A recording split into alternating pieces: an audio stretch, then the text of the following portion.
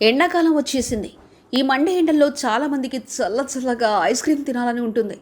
తింటూ ఉంటారు కూడా. కొందరైతే కాలంతో సంబంధం లేకుండా ఏ కాలమైన ఐస్ క్రీమ్లను ఇష్టంగా ఆస్వాదిస్తూ ఉంటారు. ఐస్ క్రీమ్ మాత్రమే కాదు, సమయం సందర్భం లేకుండా ఆలూ చిప్స్ని ఇష్టంగా తినేవారు కూడా ఉన్నారు. అయితే ఈ రెండు ఆరోగ్యంపై చాలా ఎక్కువ ప్రభావం చూపిస్తాయో మీకు తెలుసా? ఐస్ క్రీమ్, పొటాటో చిప్స్ ఈ రెండింటిని కొంచెం తిని ఆపలేం. ఒక్కసారి నోట్లో పెట్టుకుంటే మళ్ళీ మళ్ళీ తినాలని అనిపిస్తూ ఉంటుంది.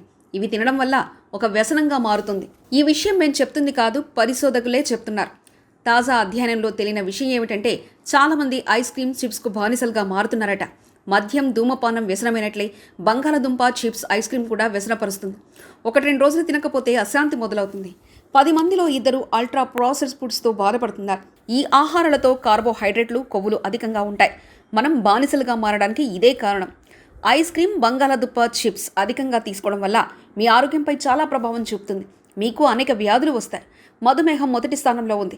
ఇది కాకుండా ప్రజలు గుండె జబ్బులు, అధిక కొలెస్ట్రాల్, రక్తపోటు, దంతాల నష్టం వంటి అనేక సమస్యలను ఎదుర్కొంటారు. ఐస్ క్రీమ్, బంగాళాదుంప, చిప్స్కు అలవాటు పడితే మానేయడం చాలా కష్టం.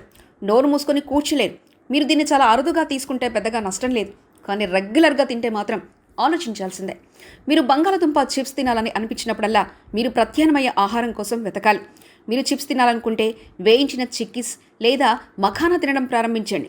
చిప్స్ ప్యాకెట్ను చింపి ప్యాకెట్ను పట్టుకొని టీవీ లేదా మొబైల్ చూడకుండా ఉండండి. ఆ సమయంలో మీరెంత తింటున్నారో మీకు తెలియదు. ప్లేట్లో చిప్స్ వేసి అంతే తినండి.